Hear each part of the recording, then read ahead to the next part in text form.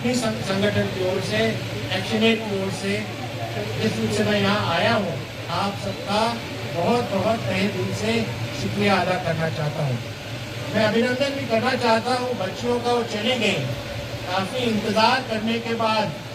आज अंतर्राष्ट्रीय बालिका दिवस है और हमको लग रहा था शुरू में मौका मिलेगा तो शुरू में ही शुक्रिया करेंगे, क्योंकि बच्चियाँ भी चली गई हैं।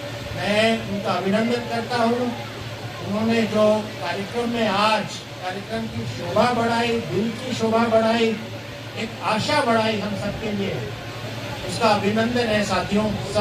सभी बालिकाओं का अभिनंदन है जिन्होंने यहाँ बात की, जिन्होंने यहाँ गीत गाए, जिन्होंने यहाँ कविता रखी।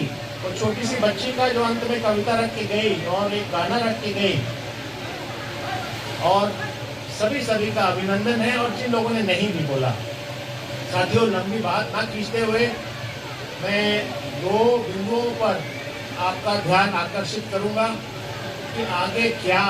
मेरा मानना है कि इतिहास के संघर्ष, वर्तमान के संघर्ष तभी मायने रखेंगे जब वो भविष्य में एक न्यायपूर्ण और एक समतापूर्ण समाज बनाने का वादा करें, एक बनाने का प्रयास करें। और इस दिशा में मैं केवल 2 बिंदु रखूंगा आज के दिन में, क्योंकि बाकी बिंदुओं पे हमारे वरिष्ठ और वरिष्ठ साथियों ने बात कर चुके हैं, उनकी ओर आपका ध्यान आकर्षित कर चुके हैं। मेरी साथी डॉक्टर शरद कुमारी बोल रही थी कि महिलाओं का संघर्ष, महिलाओं की स्थिति तो हम जानते हैं बहनों। यहाँ जिक्र हुआ कि ये तो लेबर कॉलोनी बन गया है, यहाँ तो महिलाएं खेत में मजदूरी करती थी, अब तो खेत में भी मजदूरी करती है और बगल की फैक्ट्री में भी मजदूरी करती है। तो बहनों, आप तो सामने बैठे हो, मुझे लगता है महिलाओं का संघर्ष ही है, और ये एक अधूरा मुद्दा है इतिहास का कि महिलाओं का संघर्ष ही है जो 21वीं शताब्दी को, जो समाज को बदलेगा। और उसकी सही शुरुआत, मैं देश भर में घूमता हूँ, मौका मिलता है देश भर में घूमने का, और ये बात मैं जगह जगह से सुनता हूँ, उसकी शुरुआत बहनों आप ही के नेतृत्व से हो सकती है, क्योंकि और कोई आशा मुझे नहीं दिखती। मैं निराशावादी नहीं हूँ, आशा सब आप पर है कि क्या उसकी शुरुआत मुसहरी से हो सकती है। क्या हम संघर्ष करते सकते हैं कि बराबर का वेतन मिले। उसमें जो सहयोग चाहिए पुरुष साथियों से मांगिए, बोलिए, धड़ल्ले से मांगिए, क्योंकि ये इनकी ऐतिहासिक जिम्मेदारी है, हम सबकी ऐतिहासिक जिम्मेदारी है आपका साथ निभाना, आपके पीछे चलना। तो क्या हमें बराबर की मजदूरी मिल सकती है? क्या हम उस पर संघर्ष शुरू करें मुर्शियारी से? यहाँ से क्या हम संघर्ष शुरू करें जो डॉक्टर शरद कुमारी बोल रही थी, जिसका आह्वान मैं दोबारा करना चाहता हूँ कि जमीन पे हिस्सा, संपत्ति पे हिस्सा जो बोला गया है, जो जिसकी जिक्र आपने की, जो जेपी ने किए थे, एक प्रयास, एक अधूरा प्रयास है। बोलूंगा मैं कि वो अधूरी क्रांति है और अधूरा प्रयास है। कहीं भी देश में या विदेश में या दुनिया में कहीं भी ये स्थिति नहीं है कि महिला को जमीन पे आधा हिस्सा है, संपत्ति पे आधा हिस्सा है। पूरे हिस्से की तो मैं बात ही नहीं कर रहा हूँ, पूरे आकाश की तो मैं बात ही नहीं कर रहा हूँ।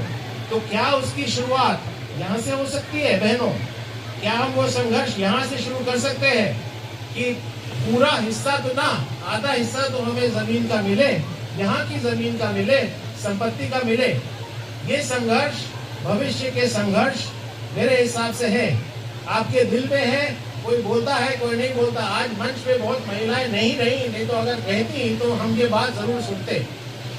दूसरी जो बिंदु मैं बोलूंगा और वही बात अपनी शेष करूंगा, वो है जमीन की अधूरी लड़ाई। अभी कपिलेश्वर जी उसका जिक्र करके गए। यही वो गांव है, यही वो प्रखंड है जहां 1970 में मुझे बताया गया कि लगभग सभी को बांसगीत की जमीन दे दी गई थी। लेकिन आज जब आप यात्रा से आए और यात्रा का जब रिपोर्ट यहाँ निकला तो वहाँ क्या बताया गया कि बांसगीत की जमीन तो नहीं, खेती की जमीन तो दूर की बात। तो क्या वो संघर्ष, वो जो अधूरा सपना है कि जो खेती करता है, जो मेहनत करता है, उसके पास जमीन हो, क्या वो अधूरा सपना पूरा किया जा सकता है? क्या उसकी शुरुआत, वो जो संघर्ष रहा है इतिहास का, वो जो वर्तमान की बड़ी एक समस्या है और बड़ा एक संघर्ष है देश भर में, क्या उसको हम भविष्य में जाके पूरा कर सकते हैं, क्या उस संघर्ष को हम आगे लेके चल सकते हैं। साथियों, मैं यही दो बातें बोल के आपको दोबारा अभिनंदन करता हूँ, आप सबका तहे दिल से धन्यवाद देता हूँ।